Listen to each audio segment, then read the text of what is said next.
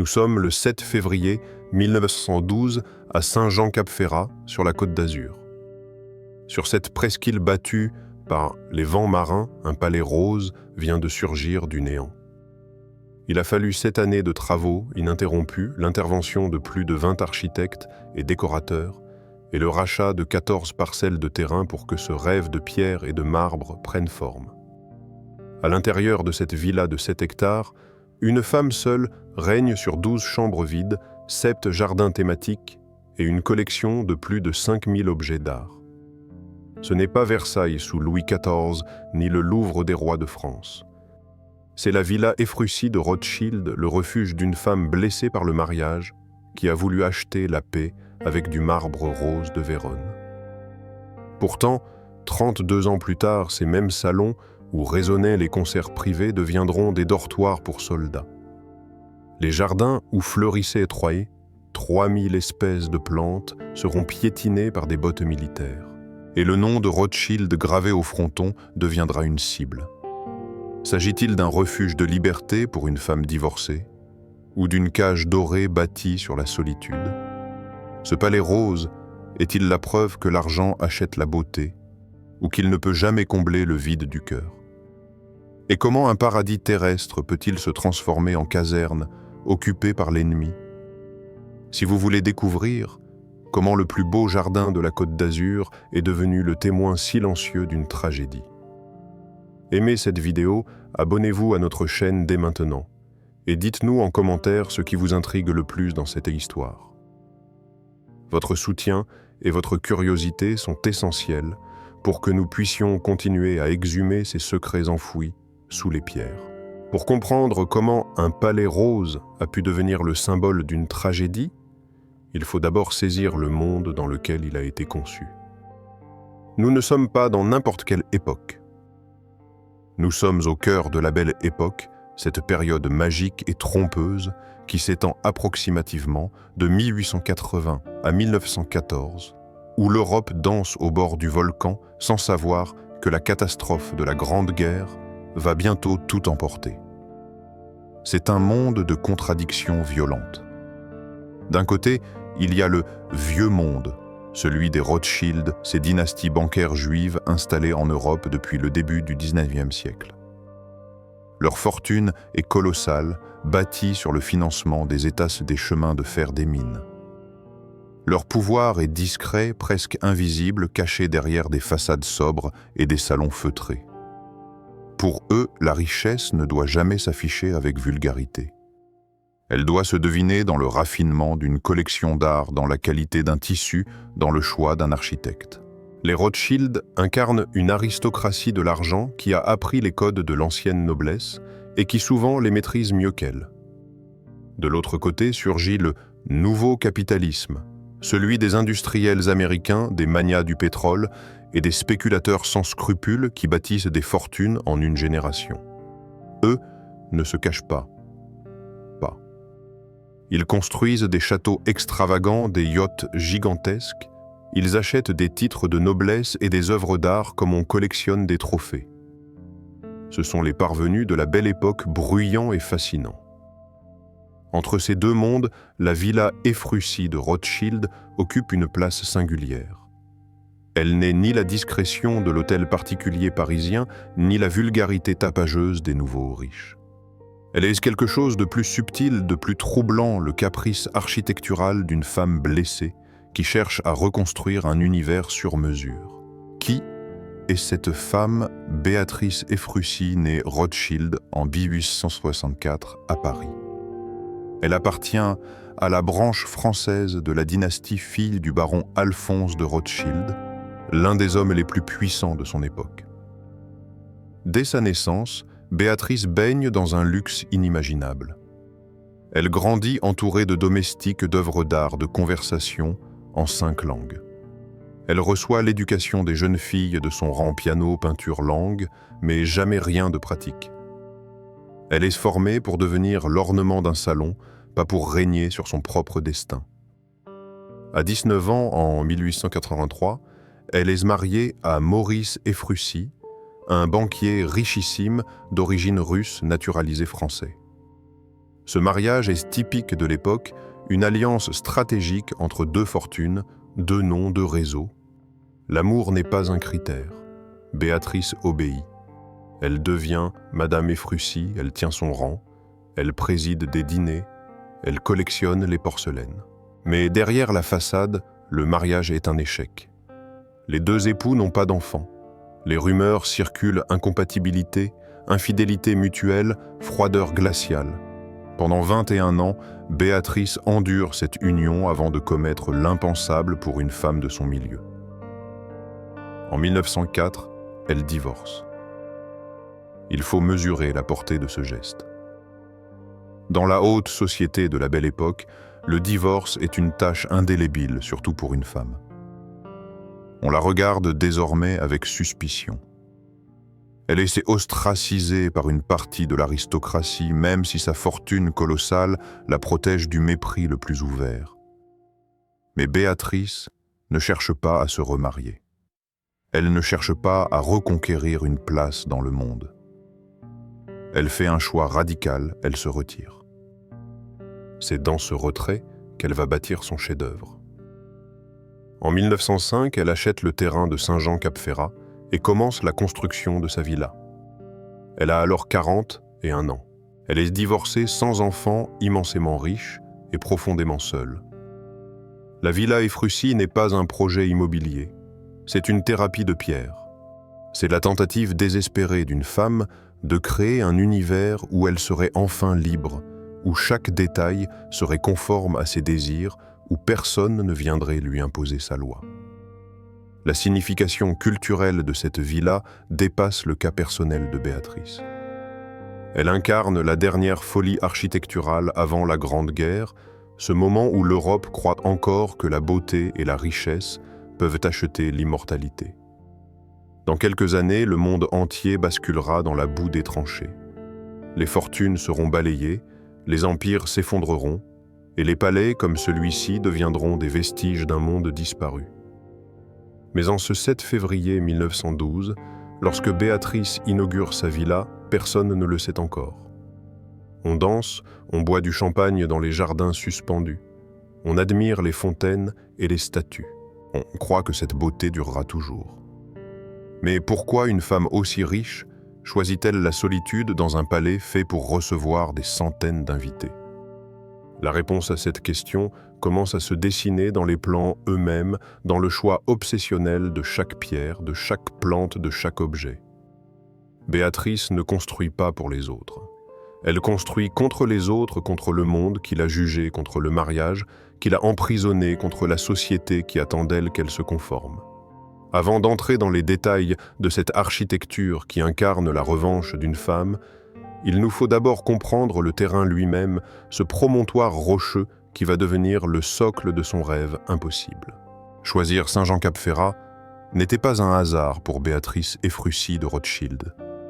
C'était un geste calculé presque militant. Cette presqu'île étroite qui s'avance comme un doigt pointé vers la Méditerranée entre Nice et Monaco n'était pas encore la destination prisée des milliardaires qu'elle est devenue aujourd'hui. En 1905, lorsque Béatrice commence à acheter le terrain Cap-Ferrat, est encore un lieu sauvage battu par les vents parsemés d'oliviers centenaires et de quelques mas provençaux. Les routes sont à peine carrossables. L'eau courante n'existe pas. C'est un bout du monde. Mais c'est précisément ce que cherche Béatrice, l'isolement. Elle veut être loin de Paris, loin des regards, loin de la société qui a murmuré dans son dos après son divorce. Elle veut un endroit où personne ne pourra venir frapper à sa porte sans y avoir été invité. Et surtout, elle veut la mer. Pas n'importe quelle mer, la Méditerranée, cette mer mythologique, celle d'Ulysse et de Cléopâtre, celle qui évoque l'Antiquité et la civilisation. Pour une femme qui collectionne les vases grecs et les tapisseries florentines, s'installer face à cette mer, c'est s'ancrer dans une filiation culturelle qui dépasse les petitesses de son époque. Le terrain qu'elle convoite se situe au point le plus haut de la presqu'île, à environ 90 mètres au-dessus du niveau de la mer. De là, la vue embrasse 360 degrés d'horizon, à l'ouest la baie de Villefranche, À l'est, celle de Beaulieu. Au sud, l'immensité bleue jusqu'à la Corse. Au nord, les montagnes des Alpes-Maritimes. C'est un belvédère naturel, un trône géographique. Béatrice veut ce trône. Mais le terrain n'est pas une seule propriété. Il est morcelé entre 14 propriétaires différents, de vieux paysans provençaux, des petits rentiers niçois, des héritiers lointains. Béatrice doit tous les convaincre de vendre. Elle mandate des hommes de loi, des notaires discrets, pour négocier parcelle par parcelle. Les prix grimpent. Certains propriétaires refusent d'abord par attachement sentimental ou par calcul. Béatrice ne se décourage pas. Elle augmente les offres. Elle fait jouer son réseau. Finalement, en 1905, après plusieurs mois de tractation, elle devient propriétaire de l'ensemble du site, 7 hectares d'un seul tenant. 7 hectares sur un promontoire rocheux exposé au vent marin. C'est un exploit logistique colossal qui commence. Le terrain est ingrat, caillouteux, pentu. Il faut niveler, terrasser, creuser des citernes pour stocker l'eau de pluie, car il n'y a pas de source naturelle. Il faut acheminer des tonnes de terre végétale depuis le continent pour créer les jardins. Chaque arbre, chaque arbuste, chaque fleur devra être importée, plantée, arrosée, choyée. Rien ici ne pousse naturellement, sauf les oliviers et les pins maritimes. Et c'est précisément ce qui fascine Béatrice, transformer le désert en Éden. Elle veut prouver que la volonté humaine, armée de l'argent, peut plier la nature à ses caprices. Elle veut que ce rocher aride devienne le jardin le plus luxuriant de la Côte d'Azur. C'est une ambition prométhéenne, presque démiurgique. Pour réaliser ce rêve, elle engage d'abord l'architecte Aaron Messaya, un homme respecté formé aux Beaux-Arts de Paris. Mais Messaya n'est que le premier d'une longue série. Au fil des 7 années de chantier, plus de 20 architectes, décorateurs, paysagistes et ingénieurs vont se succéder. Certains démissionnent épuisés par les exigences tyranniques de Béatrice. D'autres sont renvoyés parce qu'une corniche ne capte pas la lumière exactement comme elle le souhaite. Béatrice est une cliente impossible. Elle veut tout contrôler, tout décider, tout valider. Elle passe des heures à discuter de la courbe d'une balustrade, de la teinte d'un crépi, de l'orientation d'une allée. Les plans changent constamment. Ce qui était prévu en style néoclassique devient soudain une fantaisie vénitienne. Une aile est démolie avant même d'être achevée parce que Béatrice a changé d'avis sur la disposition des pièces.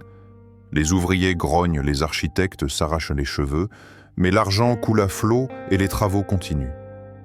Le choix stylistique final est révélateur de la psychologie de Béatrice. Elle refuse le classicisme français, trop associé à Versailles et à la monarchie qu'elle n'admire pas.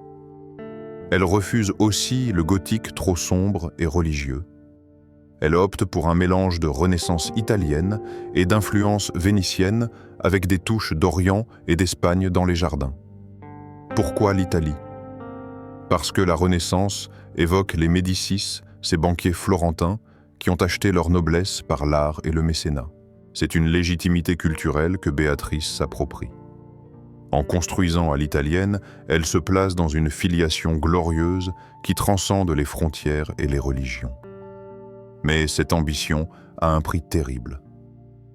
Pourquoi raser des oliviers centenaires pour construire un rêve éphémère ? Les habitants de Cap-Ferrat regardent avec consternation ces arbres ancestraux tombés sous la hache pour laisser place au jardin à la française. Les paysans locaux murmurent que la baronne détruit l'âme du lieu. Béatrice n'écoute pas. Elle ne voit pas le passé. Elle voit son avenir. Elle ne voit pas les racines qu'elle arrache. Elle voit les colonnes qu'elle dresse. Le chantier devient le plus grand spectacle de la Côte d'Azur. Chaque jour, des charrettes chargées de marbre de bois précieux, de statues de céramique convergent vers le promontoire. Les curieux viennent observer de loin cette folie en construction. On commence à parler de la villa de la baronne dans toute la région. Certains admirent, d'autres ricanent. Mais personne ne reste indifférent. En 1907, après 2 ans de travaux préparatoires, les fondations sont enfin posées. La structure commence à s'élever. Et c'est là que la vraie bataille commence, celle de la main-d'œuvre, de la sueur et du marbre. Le chantier de la Villa Efrussi n'est pas une simple construction. C'est une campagne militaire menée contre le temps, contre la nature et parfois contre le bon sens.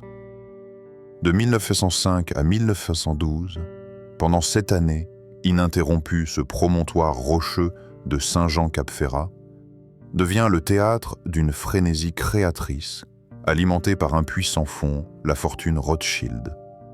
On estime qu'entre 100 et 150 ouvriers travaillent en permanence sur le site.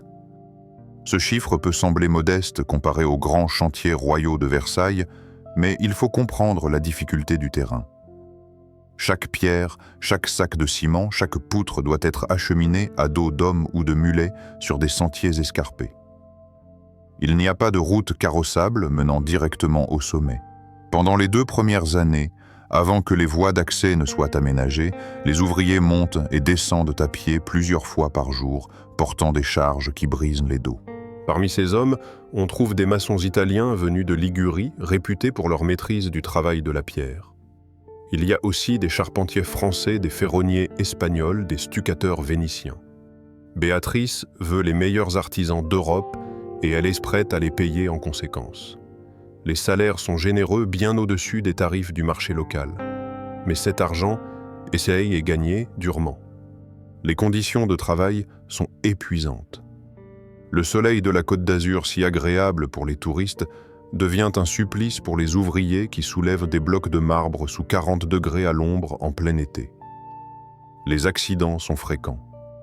On parle dans les archives locales de chutes mortelles depuis les échafaudages de mains écrasés par les poulies de maladies respiratoires causées par la poussière de pierre. Mais ces drames ne figurent pas dans l'histoire officielle de la villa. Ils sont oubliés, effacés par la splendeur du résultat final. Les ouvriers n'ont pas de nom. Ils sont la chair anonyme qui fait naître le rêve de Béatrice. Mais la véritable chef de chantier, c'est elle. Béatrice est omniprésente. Elle arrive chaque matin depuis Nice, dans sa calèche parfois, dès l'aube vêtue de robes claires qui contrastent avec la saleté du chantier. Elle inspecte tout, critique, tout exige tout. Les témoignages des contremaîtres décrivent une femme d'une exigence tyrannique, mais aussi d'une précision redoutable. Elle possède un œil absolu pour le détail. Si une moulure ne capte pas la lumière exactement comme elle l'a imaginée, elle ordonne sa destruction immédiate, peu importe le temps que cela a coûté. On raconte qu'une fois une aile entière du bâtiment, environ 200 mètres carrés déjà construit, a été démolie parce que Béatrice a décidé que l'orientation des fenêtres ne permettait pas de voir le coucher de soleil sur la baie de Villefranche comme elle le souhaitait. Quel détail architectural a coûté la démolition d'une aile entière déjà bâtie? C'était une question de lumière de quelques degrés d'angle. Pour les ouvriers, c'était un cauchemar. Des semaines de travail réduites en gravats. Mais pour Béatrice, c'était une évidence. Si la villa ne captait pas la beauté du monde, exactement comme elle le voulait, elle ne servait à rien. Cette obsession de la perfection ralentit considérablement les travaux. Les architectes qui se succèdent, Aaron Messaya, puis Jacques-Marcel Auburtin, puis d'autres dont les noms se perdent dans les archives, finissent tous par démissionner ou être congédiés. Seul le paysagiste Harold Pittot, un Anglais réputé pour ses jardins méditerranéens, parvient à tenir jusqu'au bout. Peut-être parce que les jardins, contrairement aux murs, peuvent être refaçonnés sans tout détruire. Le budget initial, si tant est qu'il y en ait eu un, explose rapidement. On parle de plusieurs millions de francs or, une somme vertigineuse pour l'époque. Pour donner une échelle à ce moment-là, un ouvrier qualifié gagne environ 5 à 6 francs par jour. Avec le budget de la Villa Efrussi, on aurait pu employer 1000 ouvriers pendant 10 ans. Béatrice ne dépense pas, elle engloutit. Chaque mois, de nouvelles cargaisons arrivent du marbre rose de Vérone pour les colonnes du porphyre d'Égypte, pour les sols des boiseries sculptées venues de Venise, des céramiques de Delphes, des tapisseries flamandes du XVIIe siècle. Les matériaux affluents du monde entier. Les registres de douane du port de Nice mentionnent des arrivages étranges, 300 palmiers en provenance d'Algérie, 1000 rosières de Grasse, 50 tonnes de terre végétale d'Italie, 12 fontaines en marbre de Carrare, 27 statues antiques, certaines authentiques, d'autres des copies parfaites réalisées à Rome. C'est une logistique de guerre. Des navires entiers sont affrétés uniquement pour approvisionner le chantier. Le rythme est infernal. Béatrice a déjà 41 ans lorsqu'elle commence et elle sent le souffle du temps sur sa nuque. Elle n'a pas d'héritier. Cette vie-là est son seul. Que son seul. Et son seul enfant, sa seule immortalité possible. Elle presse ses hommes non pas pour avoir un toit, mais pour avoir son sanctuaire avant que la mort ne vienne frapper à sa porte. En 1910, après 5 ans de travaux, la structure principale est enfin achevée. Les murs sont debout, le toit est posé. Mais l'intérieur est encore vide, les jardins ne sont que de la terre retournée. Il reste 2 ans de finition, 2 ans d'acharnement. Et c'est là, dans ces derniers mois, que la villa révèle son vrai visage, celui d'un palais qui ne cherche pas à abriter une vie de famille, mais à incarner une vision du monde. Les ouvriers commencent enfin à deviner ce qu'ils sont en train de bâtir. Ce n'est pas une maison. C'est un musée vivant, un théâtre de pierre, où chaque pièce raconte une histoire, où chaque jardin évoque un ailleurs. Mais pour quel public? Pour quelle vie? Lorsque les lourdes portes en bois sculptées de la Villa Efrussi s'ouvrent enfin sur l'intérieur achevé, le visiteur est immédiatement saisi par une sensation étrange, celle de pénétrer dans un coffre à bijoux géants. Tout ici est précieux, fragile et paradoxalement glacial. Ce n'est pas un foyer, c'est une collection mise en scène. La villa s'étend sur 3 niveaux principaux, avec une surface habitable estimée à environ 2000 mètres carrés. La façade principale mesure 80 mètres de longueur et s'élève sur 15 mètres de hauteur, créant une impression de palais italien posé au bord de la Méditerranée.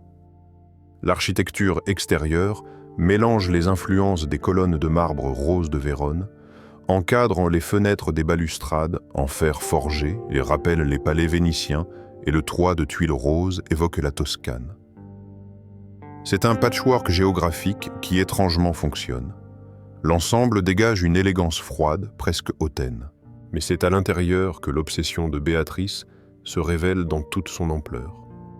La villa compte 12 chambres, 8 salles de bain complètes, plusieurs salons de réception, une salle à manger, une bibliothèque, une salle de musique et d'innombrables cabinets et antichambres.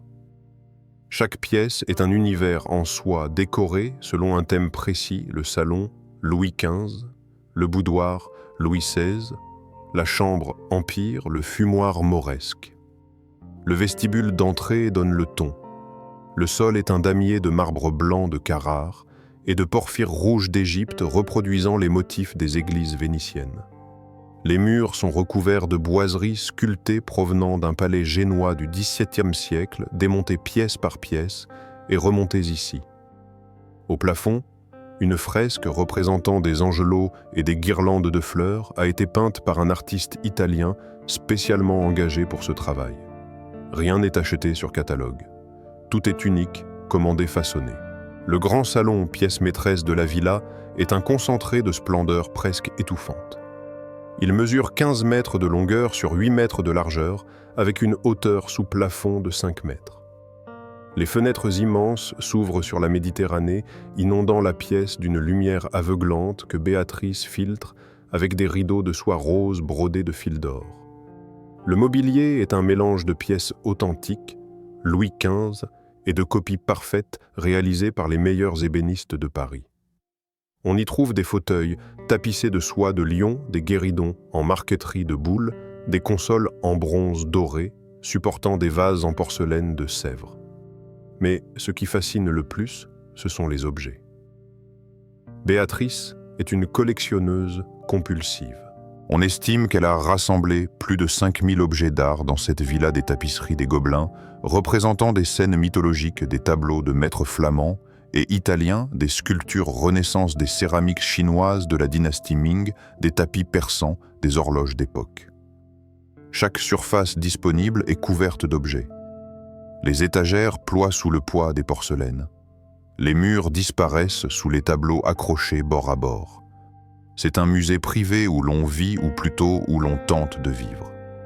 Les salles de bain sont des sanctuaires de marbre qui rivalisent avec celles des palais romains. Les 8 salles de bain sont équipées de baignoires creusées dans des blocs monolithiques de marbre blanc ou vert de Tinos. La plomberie est de pointe pour l'époque eau courante chaude et froide robinetterie en bronze doré, carrelage de mosaïques vénitiennes représentant des dauphins et des tritons. Une salle de bain, en particulier, celle de la chambre principale de Béatrice, est recouverte de mosaïques turquoises importées de Constantinople, créant une atmosphère de hammam oriental. Comment une femme seule peut-elle remplir 12 chambres vides? Cette question flotte dans l'air parfumé de ces pièces immaculées. La bibliothèque, située à l'étage, est un havre de bois précieux et de cuir. Les rayonnages montent jusqu'au plafond, accessibles par une échelle roulante en chêne sculpté. Béatrice y a rassemblé plusieurs milliers de volumes des éditions rares, des manuscrits enluminés des livres d'art, reliés de maroquin. Mais là encore, on a le sentiment que ces livres sont plus souvent admirés que lus. Ils sont des objets décoratifs, autant que des sources de savoir. Cependant, la véritable signature de Béatrice, ce qui rend cette villa unique au monde, ce sont les 7 jardins thématiques qui l'entourent. Ils ont été conçus comme des salons à ciel ouvert, prolongeant l'intérieur vers l'extérieur. Il y a le jardin à la française géométrique et rigoureux avec ses broderies de buis et ses bassins symétriques. Le jardin florentin avec ses cyprès et ses statues antiques. Le jardin espagnol ombragé et secret avec ses fontaines carrelées de faïence. Le jardin japonais miniature et zen avec son pont laqué et ses érables nains. Le jardin exotique peuplé de cactus et de plantes grasses. Le jardin provençal parfumé de lavande et de romarin. Et enfin, la roseraie où fleurissent plus de 300 variétés de roses, créant au printemps une explosion de couleurs et de parfums. Chaque jardin nécessite un entretien constant. Béatrice emploie une équipe permanente d'une quinzaine de jardiniers pour arroser, tailler, replanter. L'eau est un problème constant. Il a fallu creuser des citernes souterraines capables de stocker plusieurs centaines de mètres cubes d'eau de pluie et installer un système de pompe pour irriguer les jardins en été. C'est une lutte de tous les instants contre la sécheresse méditerranéenne. Les jardins sont reliés par des allées de gravier blanc, des escaliers de pierre, des pergolas couvertes de glycine et de jasmin. Des statues ponctuaient le parcours des nymphes, des faunes, des divinités antiques, toutes en marbre de Carrare. Au centre du jardin, à la française, un bassin en forme de temple grec abrite 9 fontaines musicales dont les jets d'eau montent à 5 mètres de hauteur, créant un ballet aquatique accompagné par le chant des oiseaux. Mais au-delà de la beauté, il y a quelque chose de troublant dans cette accumulation. On ne marche pas dans ces jardins comme on se promène dans un parc. On déambule dans un décor de théâtre où chaque perspective a été calculée, où chaque plante a été choisie pour son effet visuel. Il n'y a rien de sauvage, rien de spontané. Tout est contrôlé, orchestré, mis en scène. Cette obsession du contrôle révèle la psychologie de Béatrice. Elle a construit un monde où rien ne peut la blesser, où chaque élément est soumis à sa volonté. Mais ce monde est aussi une prison dorée, un écrin vide qui attend un bijou qui ne viendra jamais. La villa Efrussi est achevée. Les jardins sont en fleurs. Les fontaines chantent. Les domestiques sont en place. Il ne manque plus qu'une chose, la vie. Et c'est là que le paradoxe de Béatrice atteint son paroxysme. Elle a construit un palais pour recevoir, mais elle vit seule. Elle a aménagé 12 chambres d'invités, mais elle dort toujours dans la même. Elle a créé 7 jardins pour émerveiller les visiteurs, mais elle passe des journées entières sans voir âme qui vive.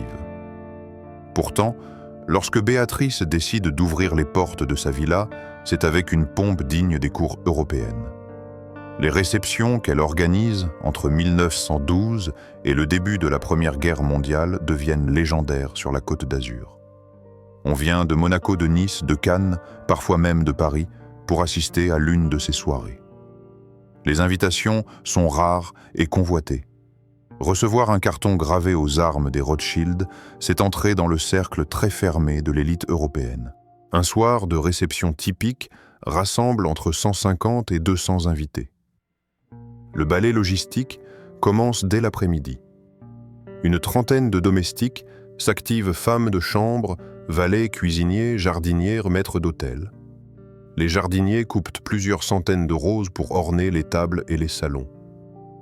Les cuisines situées au sous-sol produisent des festins gargantuesques, 12 plats servis en succession des entrées au dessert, accompagnés de vins millésimés tirés de la cave qui contient plusieurs milliers de bouteilles. On parle de menus comprenant des huîtres de Bretagne, du foie gras, du Périgord, des truffes du Vaucluse, des homards de Méditerranée, des pièces montées spectaculaires.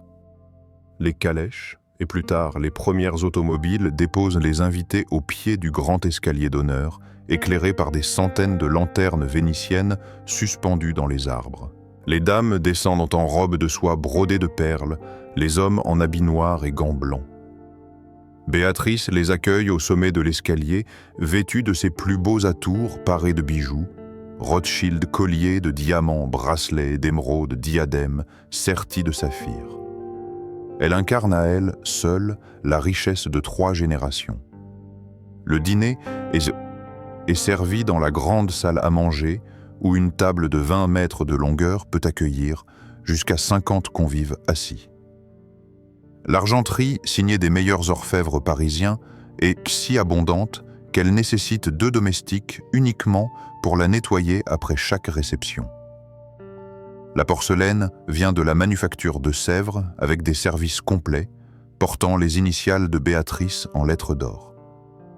Les cristaux sont de baccarat taillés en facettes qui capturent la lumière des chandeliers et créent des milliers de reflets d'encens. Mais ce qui frappe les invités, ce n'est pas seulement le luxe des objets, c'est l'atmosphère. Béatrice préside la table avec une autorité glaciale. Elle dirige la conversation comme un chef d'orchestre dirige une symphonie. On parle d'art, de politique, de voyage. Les sujets futiles sont bannis. Béatrice invite des écrivains, des musiciens, des collectionneurs, des diplomates. Elle veut que ces dîners soient des joutes intellectuelles autant que des festins gastronomiques. Après le repas, les invités se dispersent dans les salons ou se promènent dans les jardins illuminés. Dans la salle de musique, un piano Pleyel à queue attend les virtuoses invités. On a vu certains soirs des concerts privés donnés par des pianistes de renom, des récitals de poésie, des lectures de textes anciens. Béatrice elle-même, qui a reçu une éducation musicale raffinée, joue parfois pour ses invités, interprétant Chopin ou Liszt, avec une technique irréprochable, mais une froideur qui trahit son manque de passion véritable. Les jardins, la nuit, deviennent un théâtre magique. Des torches enflammées bordent les allées. Les fontaines sont éclairées par des lanternes flottantes qui créent des jeux d'ombre et de lumière sur l'eau. Des domestiques circulent avec des plateaux d'argent chargés de coupes de champagne. On estime qu'une seule soirée peut engloutir une centaine de bouteilles de champagne des crus prestigieux comme le Moët à Chandon ou le Veuve Clicquot livré directement depuis les caves de Reims. Certaines réceptions se prolongent jusqu'à l'aube. On danse dans le grand salon au son d'un orchestre de chambre composé de 8 musiciens installés sur une estrade. Les couples tournoient sous les lustres de cristal au milieu des tapisseries flamandes et des vases de Chine. C'est un spectacle d'une élégance surannée comme si le temps s'était arrêté au XVIIIe siècle. Mais derrière cette façade brillante, une réalité plus sombre transpire. Les invités sont là pour le spectacle, pas pour Béatrice. Ils viennent admirer la villa, goûter les vins, se montrer dans le bon cercle. Mais personne ne vient pour elle. Elle n'a pas d'amis véritables. Les femmes de la haute société la jalousent ou la méprisent pour son divorce. Les hommes la courtisent par intérêt, espérant profiter de sa fortune ou de son réseau. Béatrice le sait. Elle joue le jeu avec une lucidité douloureuse, mais elle ne se fait pas d'illusions. Pourquoi ces fêtes somptueuses cachaient-elles une tristesse profonde? Parce que chaque soir, quand les derniers invités partent et que les domestiques éteignent les lumières, Béatrice se retrouve seule dans ce palais démesuré. Elle monte lentement l'escalier de marbre, traverse les couloirs vides et se retire dans sa chambre. Les 12 chambres d'invités restent closes, les lits impeccablement faits, attendant des hôtes qui ne viendront jamais pour plus d'une nuit. La villa est un décor de théâtre et Béatrice en est l'actrice principale. Mais le public est éphémère et la pièce se joue toujours dans un vide affectif insoutenable. Elle a acheté la beauté, elle a acheté l'admiration, mais elle n'a jamais pu acheter l'amour ni la compagnie sincère. Et puis, vient 1914. Le monde bascule. La Grande Guerre éclate. Les invités cessent de venir. Les hommes partent au front. La Côte d'Azur se vide. Les fêtes s'arrêtent brutalement. La musique cesse. Et soudain, le silence que Béatrice a toujours redouté s'abat sur la villa comme un linceul. Que se passe-t-il lorsqu'un palais destiné à la fête devient le témoin d'une époque qui s'effondre? Le silence de 1914 n'est que le prélude d'une tragédie plus intime, plus longue, plus corrosive. Pour Béatrice Ephrussi de Rothschild, la Première Guerre mondiale ne signifie pas seulement la fin des réceptions mondaines. Elle marque le début d'une descente lente et inexorable vers la solitude absolue. Béatrice a 50 ans lorsque la guerre éclate. C'est un âge où les femmes de son époque sont censées être entourées de leurs enfants et petits-enfants régnant sur une dynastie familiale. Mais Béatrice n'a pas d'enfant. Son mariage avec Maurice Ephrussi, qui a duré 21 ans avant le divorce de 1904, n'a jamais produit d'héritier. Les raisons de cette stérilité restent floues. Était-ce un choix délibéré, une incompatibilité physique, une maladie cachée? Les archives familiales ne le disent pas. Ce qui est certain, c'est que cette absence d'enfant a marqué Béatrice au fer rouge. Dans la haute société de la Belle Époque, une femme sans enfant est une anomalie, presque une trahison de sa fonction sociale. On attend des filles Rothschild qu'elles perpétuent la lignée qu'elles donnent des héritiers pour gérer les banques et les fortunes. Béatrice a échoué dans cette mission.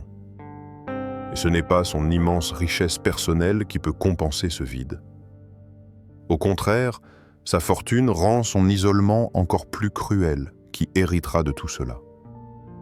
Pendant les années de guerre, la villa devient un sanctuaire figé. Béatrice s'y enferme. Elle continue de maintenir l'illusion d'une vie normale. Les 30 domestiques sont toujours là, mais ils servent une seule personne. Les jardins sont entretenus avec la même rigueur, mais personne ne s'y promène. Les salons sont dépoussiérés chaque jour, mais personne ne s'y assoit. C'est un musée habité par un fantôme vivant. La santé de Béatrice commence à décliner. Elle souffre de rhumatisme qui rendent ses mouvements douloureux. Elle, qui aimait tant marcher dans ses jardins, se retrouve confinée aux pièces du rez-de-chaussée. Les médecins de Nice viennent régulièrement, mais ils ne peuvent rien contre le temps qui fait son œuvre. Les miroirs de la villa, autrefois flatteurs, deviennent ses tortionnaires. Ils lui renvoient l'image d'une femme qui vieillit seule, qui durcit, dont les traits se figent dans une amertume silencieuse. Mais la blessure pure, la plus profonde, n'est pas physique. C'est la réalisation progressive que sa vie a été un gaspillage magnifique. Elle a dépensé des millions de francs pour construire ce palais. Elle a accumulé 5000 objets d'art. Elle a créé 7 jardins parmi les plus beaux d'Europe. Mais pour qui? Pourquoi? Elle n'a personne à qui transmettre cet héritage. Ses neveux et nièces issus des autres branches de la famille Rothschild ne s'intéressent pas à elle. Ils attendent sa mort pour se partager les dépouilles, mais ils ne lui rendent pas visite. En 1920, après la guerre, Béatrice tente de renouer avec les réceptions. Elle rouvre les portes de la villa. Quelques invités reviennent par curiosité ou par politesse. Mais le monde a changé. La génération dorée de la belle époque a été décimée dans les tranchées. Les survivants n'ont plus le cœur à la fête. Les nouveaux riches enrichis par la guerre n'ont pas l'éducation ni les manières de l'ancienne aristocratie. Béatrice se sent décalée, dépassée, obsolète. Ses réceptions deviennent de plus en plus rares, de plus en plus petites, jusqu'à s'arrêter complètement au milieu des années 1920. La solitude devient son unique compagne. Elle passe ses journées à errer dans les pièces de la villa, touchant ses objets, caressant les meubles, comme si elle cherchait à se convaincre que tout cela est réel. Elle développe des rituels étranges. Elle fait dresser la table de la salle à manger pour 20 couverts chaque soir, même si elle dîne seule. Les domestiques servent les plats dans des assiettes vides disposées aux places fantômes. C'est un théâtre macabre, une mise en scène de la vie qui n'existe plus. Les années passent. Béatrice atteint 60 ans, puis 65 ans. Sa fortune est toujours intacte, mais à quoi sert l'argent quand il n'y a plus rien à acheter qui puisse combler le vide? Elle commence à réfléchir à la question de son héritage. Elle ne veut pas que la villa soit vendue et démembrée après sa mort. Elle veut qu'elle survive, qu'elle témoigne de son existence, qu'elle prouve que Béatrice Ephrussi de Rothschild a existé et a créé quelque chose de beau. En 1933, elle prend une décision qui va sceller le destin de la villa. Elle rédige un testament dans lequel elle lègue l'ensemble de la propriété, les 7 hectares, le palais, les jardins et toutes les collections à l'Académie des Beaux-Arts de l'Institut de France. C'est un geste à la fois généreux et désespéré. Généreux parce qu'elle offre à la nation un trésor inestimable. Désespéré parce qu'elle reconnaît implicitement qu'elle n'a personne d'autre à qui donner ce qu'elle aime le plus au monde. Qui héritera d'un palais sans héritier? La réponse est pas et personne et tout le monde. Personne ne portera son nom. Mais tout le monde un jour pourra marcher dans ses jardins et admirer ses collections. C'est une immortalité froide administrative sans amour. Le 7 avril 1934. Béatrice Ephrussi de Rothschild s'éteint à la villa Ephrussi. Elle a 70 ans. Elle meurt dans le même lit où elle a passé tant de nuits solitaires, entourée de domestiques payés pour être là mais pas d'amis sincères. Ses dernières volontés sont respectées. L'Académie hérite. La villa devient propriété de l'État. Mais l'histoire ne s'arrête pas là. Car 6 ans après sa mort, la guerre revient. Et cette fois, elle ne restera pas aux portes. Elle franchira le seuil de marbre et saccagera tout ce que Béatrice a mis une vie à construire. Béatrice Ephrussi de Rothschild n'a jamais été une femme qui cherchait le scandale. Au contraire, elle a passé sa vie à tenter de se conformer aux codes de la haute société tout en gardant une indépendance farouche. Mais le scandale, lui, l'a poursuivie malgré elle. Et le premier, le plus durable, le plus douloureux, a été celui de son divorce. En 1904, lorsque Béatrice annonce sa séparation d'avec Maurice Ephrussi après 21 ans de mariage, c'est un séisme dans le monde fermé de l'aristocratie financière. Le divorce existe légalement en France depuis la loi Naquet de 1884, mais il reste extrêmement rare dans la haute bourgeoisie. C'est une tâche, une souillure, une preuve d'échec personnel. Pour une femme, c'est encore pire, cela signifie qu'elle n'a pas su tenir son rôle d'épouse, qu'elle a failli à sa mission sacrée. Les rumeurs circulent immédiatement dans les salons parisiens. On murmure des histoires d'infidélité mutuelle. Certains prétendent que Maurice entretenait une liaison avec une actrice de la Comédie Française. D'autres insinuent que Béatrice elle-même avait été vue en compagnie trop fréquente d'un peintre italien. La vérité importe peu. Ce qui compte, c'est que le nom Rothschild est éclaboussé par le scandale. La famille réagit avec froideur. Béatrice est mise à distance. On ne la déshérite pas, Elle possède sa propre fortune, mais on la considère désormais comme une excentrique, une brebis galeuse. Cette réputation de femme scandaleuse la suit toute sa vie. Lorsqu'elle construit la villa Efrussi, les critiques pleuvent. On l'accuse de gaspillage indécent. Nous sommes au début du XXe siècle, une époque où les tensions sociales montent en Europe. Les grèves ouvrières se multiplient, les socialistes dénoncent les inégalités, et voilà une femme divorcée qui dépense des millions de francs pour se construire un palais rose avec 7 jardins thématiques. Les journaux de gauche s'en donnent à cœur joie. On la caricature en bourgeoise décadente, en Marie-Antoinette moderne, qui joue à la fermière pendant que le peuple souffre. Même au sein de sa propre classe sociale, elle est jugée avec sévérité. Les dames de la haute société niçoise refusent de lui rendre visite. Elles considèrent que recevoir une invitation de la baronne divorcée est une compromission morale. Béatrice organise ses réceptions fastueuses, mais elle sait pertinemment que beaucoup d'invités viennent par curiosité malsaine pour voir le cirque de la Rothschild déchue, pas pour lui témoigner du respect. Il y a aussi des rumeurs plus sournoises, plus venimeuses. Certains prétendent que Béatrice a utilisé son argent pour acheter des faveurs, qu'elle a corrompu des fonctionnaires pour obtenir les autorisations de construire sur un terrain protégé. D'autres murmurent qu'elle a fait pression sur les autorités locales pour détourner l'eau d'une source publique vers ses jardins, privant ainsi les paysans de Cap-Ferrat de leur irrigation. Ces accusations ne sont jamais prouvées, mais elles circulent alimentant l'image d'une femme arrogante qui croit que tout s'achète. Mais le véritable scandale, celui qui dépasse la personne de Béatrice et touche toute la famille Rothschild, c'est la montée de l'antisémitisme en Europe. Dès les années 1920 et surtout dans les années 1930, le nom Rothschild devient une cible privilégiée de la propagande antisémite. En France, des journaux d'extrême droite comme l'Action française ou Gringoire publient des articles haineux dénonçant la plutocratie juive qui étranglerait le pays. Les Rothschild sont accusés de tous les maux de manipuler les gouvernements, de provoquer les guerres pour s'enrichir, de comploter contre la nation française. Béatrice, dans sa villa de Cap-Ferrat, est relativement épargnée par cette vague de haine. Elle est vieille, elle vit retirée, elle ne fait plus parler d'elle. Mais elle sent le vent tourner.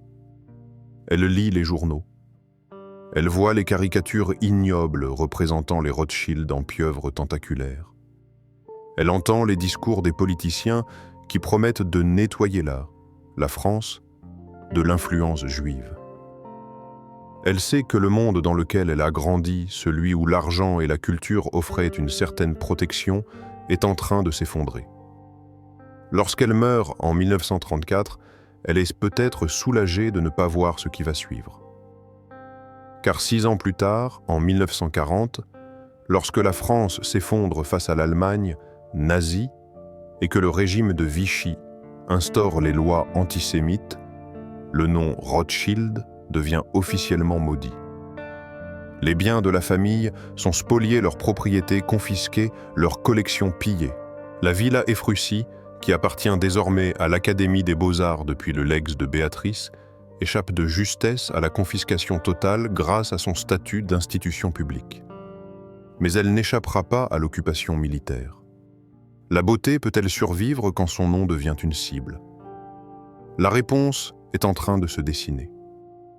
Car en 1940, lorsque les troupes italiennes alliées de l'Allemagne nazie débarquent sur la Côte d'Azur, la villa Efrussi va connaître sa plus grande humiliation, celle de devenir une caserne ennemie. Juin 1940. La France s'effondre en quelques semaines face à l'offensive allemande.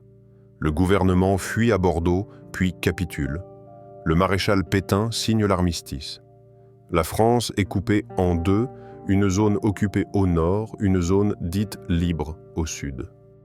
La Côte d'Azur se retrouve initialement en zone libre sous contrôle du régime de Vichy.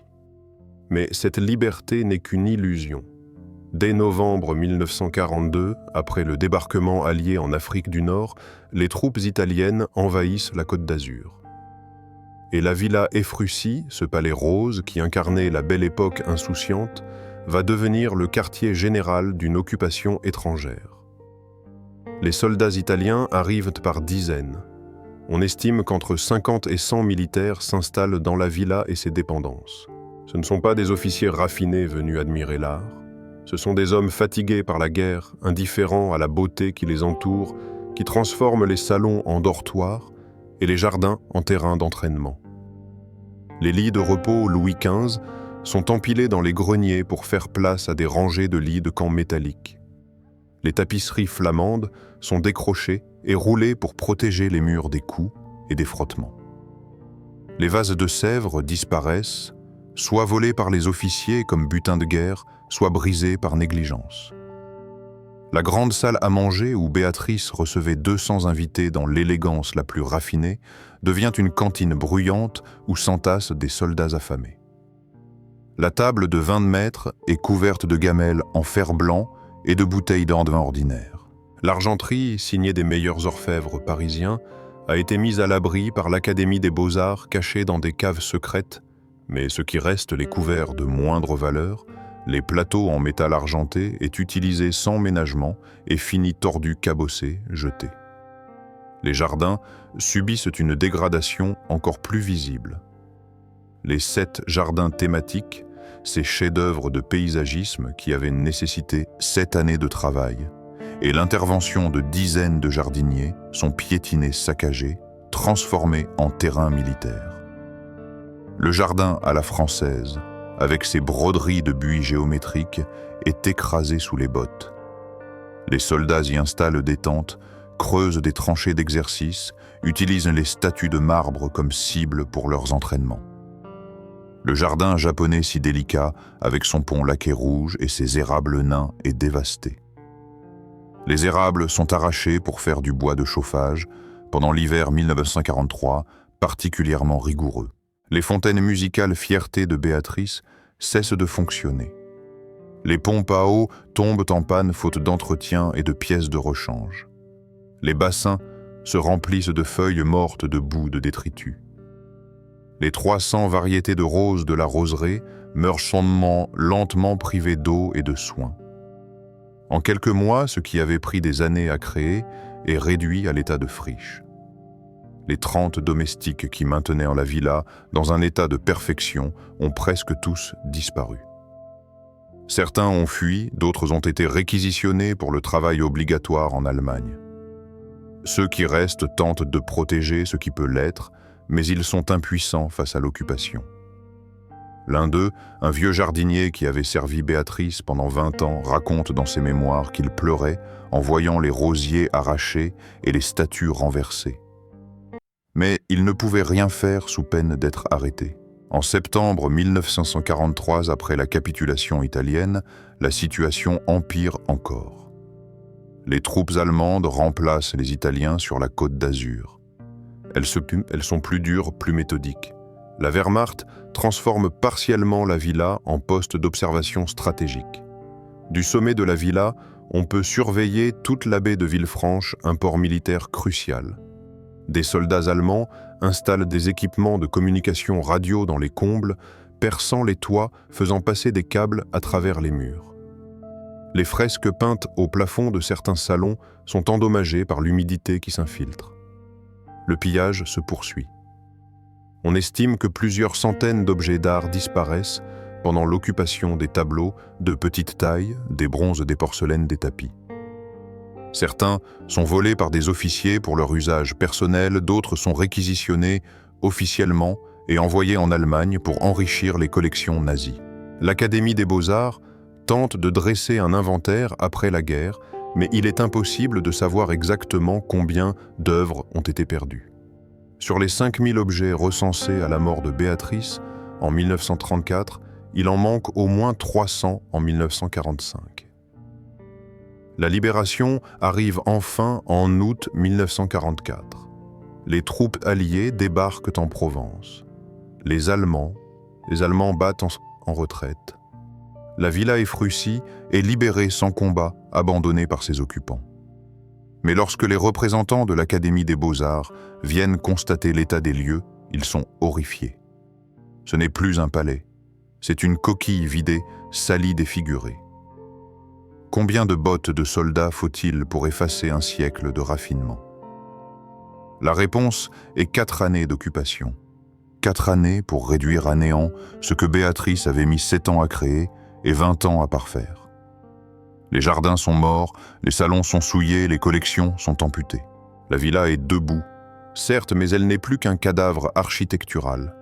Et la question qui se pose alors est terrible. Faut-il la laisser mourir ou tenter de la ressusciter? Août 1945. La guerre, elle s'est terminée. L'Europe compte ses morts et ses ruines. Sur la côte d'Azur, la vie reprend lentement au milieu des décombres matériels et moraux. La villa Efrussi de Rothschild, elle se dresse toujours sur son promontoire de Saint-Jean-Cap-Ferrat, mais elle n'est plus que l'ombre d'elle-même. Les représentants de l'Académie des Beaux-Arts propriétaire légale depuis le legs de Béatrice en 1934 se retrouvent face à un dilemme cruel. Restaurer ce palais coûtera une fortune, mais le laisser à l'abandon serait trahir la volonté de la donatrice. Les premières années d'après-guerre sont marquées par l'abandon. La France est ruinée. Les priorités sont ailleurs, reconstruire les villes bombardées, nourrir la population, relancer l'économie.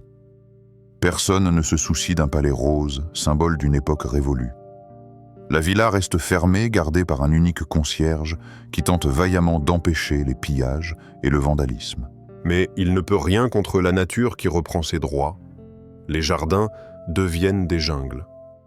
Les ronces envahissent que les allées de gravier blanc. Les bassins des fontaines se fissurent sous l'effet du gel. Les statues de marbre se couvrent de mousse et de lichen. À l'intérieur, l'humidité marine ronge les boiseries. Les fresques au plafond se craquellent. Des infiltrations d'eau tachent les murs. Les rats s'installent dans les greniers. Ce qui avait coûté des millions de francs or à construire se dégrade à une vitesse effrayante. En 1950, l'Académie des Beaux-Arts envisage sérieusement de vendre la propriété. Mais qui voudrait acheter un tel éléphant blanc? Les coûts d'entretien sont astronomiques. Le terrain, bien que magnifique, est trop grand pour être rentable. Et surtout, le souvenir de Béatrice Efrussi de Rothschild, cette femme seule et controversée, n'inspire pas la nostalgie. Pourtant, un sursaut se produit à la fin des années 1950. Un groupe de défenseurs du patrimoine, des historiens d'art, des anciens admirateurs de la villa font pression sur l'État français. Ils argumentent que la villa Efrussi est un témoignage unique de la Belle Époque, un exemple rare d'architecture et de jardin intact, une collection d'art qui mérite d'être préservée. Ils rappellent que Béatrice a fait don de ce palais à la nation et que laisser mourir ce don serait une ingratitude impardonnable. En 1959, l'État français classe la villa Efrussi au titre des monuments historiques. Ce statut officiel change tout. Il ouvre l'accès à des fonds publics pour la restauration. Il protège le site de la spéculation immobilière. Mais il impose aussi des contraintes strictes. Toute modification doit être approuvée, toute restauration doit être à l'identique, respectant les matériaux et techniques d'origine. Les travaux de restauration commencent au début des années 1960 et s'étalent sur plus de 2 décennies. C'est un chantier titanesque. Il faut retrouver les plans originaux dessinés par les architectes de Béatrice. Il faut identifier les matériaux d'origine, le marbre rose de Vérone pour les colonnes, les céramiques de Delft, pour certaines salles, les boiseries vénitiennes. Il faut reconstituer les jardins en s'appuyant sur des photographies d'archives et les témoignages des rares jardiniers survivants. Le coût est colossal. On estime qu'entre 1960 et 1990, plusieurs millions de francs, puis d'euros après 2002, ont été investis dans la sauvegarde de la villa. L'État français finance une partie, mais c'est surtout le Centre des monuments nationaux, organisme public chargé de gérer les monuments historiques qui prend en charge la gestion quotidienne et l'entretien. En 1992, la villa ouvre officiellement ses portes au grand public en tant que musée. C'est une renaissance. Les visiteurs affluent d'abord par curiosité, puis par émerveillement. Il découvre les 12 chambres restaurées dans leur splendeur d'origine, les salons remplis de meubles, Louis XV et Louis XVI, les collections de porcelaine de Sèvres, les tapisseries flamandes, les tableaux de maître.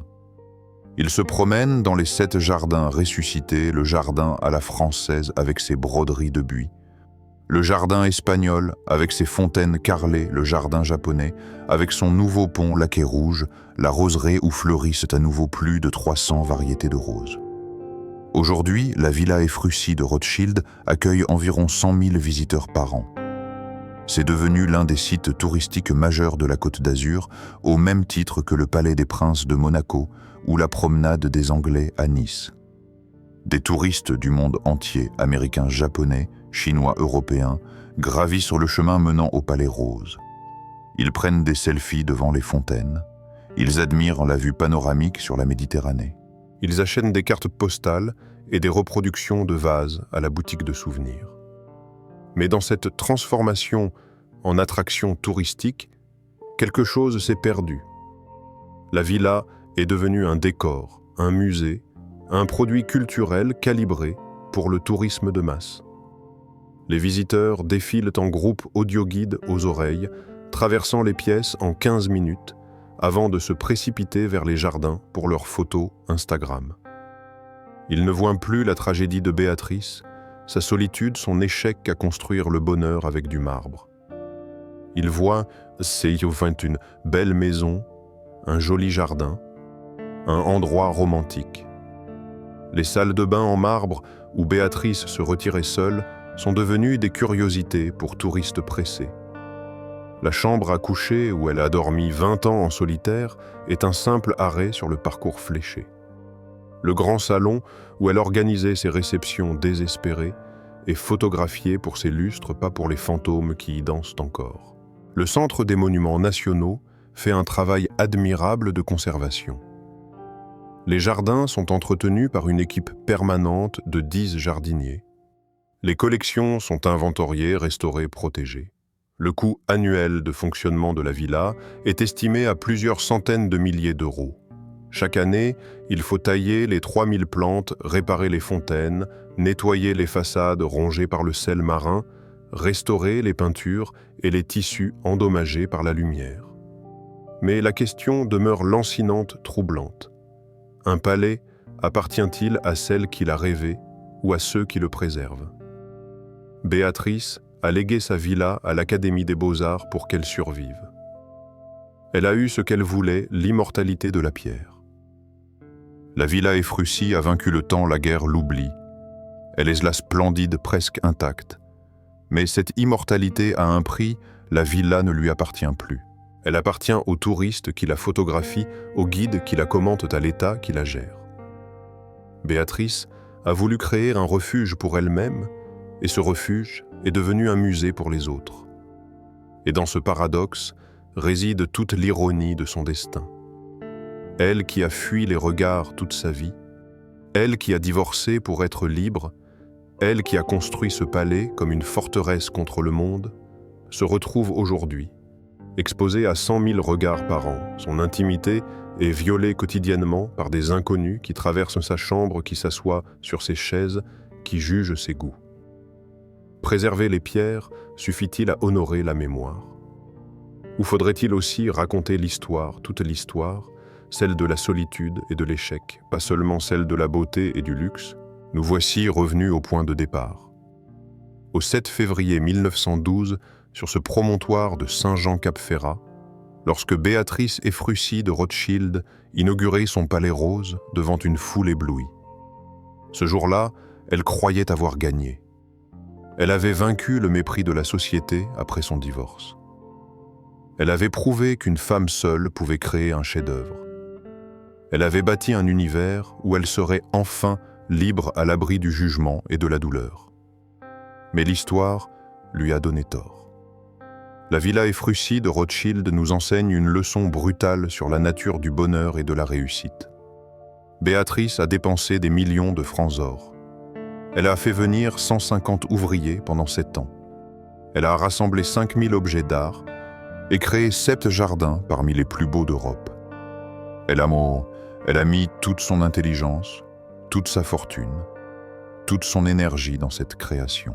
Et pourtant, elle est morte seule à 70 ans, dans le même vide affectif qu'elle avait connu toute sa vie. Le luxe n'a pas comblé sa solitude. La beauté n'a pas guéri sa blessure. L'art n'a pas remplacé l'amour. Les 12 chambres sont restées vides. Les 30 domestiques étaient des employés, pas des compagnons. Les 200 invités de ces réceptions venaient pour le spectacle, pas pour elle. Béatrice a vécu entourée de merveilles, mais elle est morte, entourée de silence. Et puis la guerre est venue, confirmant la vanité de son rêve. Les soldats italiens et allemands ont transformé son palais en caserne. Les bottes militaires ont piétiné ses jardins. Les œuvres d'art ont été pillées. En 4 années d'occupation, tout ce qu'elle avait mis 20 ans à parfaire a été saccagé. La pierre a survécu certes, mais au prix d'une humiliation totale. Aujourd'hui, la villa est restaurée. Elle accueille 100 000 visiteurs par an. Elle est classée monument historique. Elle est gérée par l'État avec professionnalisme. C'est une réussite patrimoniale incontestable, mais c'est aussi un mausolée. Un tombeau magnifique pour une femme qui voulait vivre, pas être exposée. Le luxe peut-il compenser la solitude? Non. L'histoire de Béatrice le prouve. On peut posséder le plus beau palais du monde et mourir désespéré. Préserver les pierres suffit-il à honorer la mémoire? Peut-être pas. Si nous nous contentons d'admirer les jardins et de photographier les fontaines sans comprendre la tragédie qui s'est jouée ici, nous transformons la villa Efrussi en simple décor en carte postale. Nous effaçons Béatrice une seconde fois. Un palais appartient-il à celle qui l'a rêvé ou à ceux qui le préservent? C'est la question qui traverse toute cette histoire. Béatrice a voulu créer un refuge pour elle-même. Elle a échoué. Mais en léguant sa villa à la nation, elle a involontairement créé un patrimoine pour tous. Ce n'est pas ce qu'elle voulait, mais c'est peut-être mieux ainsi. Car si la villa était restée propriété privée, elle aurait probablement été vendue démantelée, transformée en hôtel de luxe. Au lieu de cela, elle survit accessible à tous, témoignant d'une époque et d'un destin. La leçon finale de la villa Efrussi est celle de la fragilité. Fragilité du bonheur qui ne s'achète pas. Fragilité de la beauté qui peut être détruite en quelques années. Fragilité de la mémoire qui s'efface si personne ne la raconte. Béatrice Efrussi de Rothschild a construit un palais pour échapper à la douleur. Elle a créé des jardins pour oublier sa solitude. Elle a accumulé des objets d'art pour combler le vide, mais rien de tout cela n'a fonctionné. Et c'est précisément cette faillite magnifique qui rend son histoire si poignante, si humaine, si universelle. Nous ne sommes pas si différents d'elle. Nous aussi, nous cherchons à construire des refuges contre la souffrance. Nous aussi, nous accumulons des biens en espérant qu'ils nous protégeront. Nous aussi, nous oublions parfois que ce qui compte vraiment ne se mesure pas en mètres carrés ni en millions. Si cette histoire vous a touché, si vous avez ressenti l'écho de cette solitude dorée, alors notre mission est accomplie. Aimez cette vidéo, abonnez-vous à notre chaîne et dites-nous en commentaire quelle demeure française vous souhaitez que nous explorions ensuite. Votre soutien nous permet de continuer à exhumer ces mémoires enfouies sous les pierres, à donner une voix aux fantômes qui hantent encore les palais de la belle époque. La villa Efrussi de Rothschild est toujours là, rose et parfaite, dominant la Méditerranée. Mais si vous tendez l'oreille entre le chant des fontaines et le murmure des visiteurs, vous entendrez peut-être le silence de Béatrice, cette femme qui a tout eu sauf l'essentiel. Merci de nous avoir accompagnés dans cette descente aux enfers dorés. À bientôt pour une nouvelle enquête dans les secrets du patrimoine français.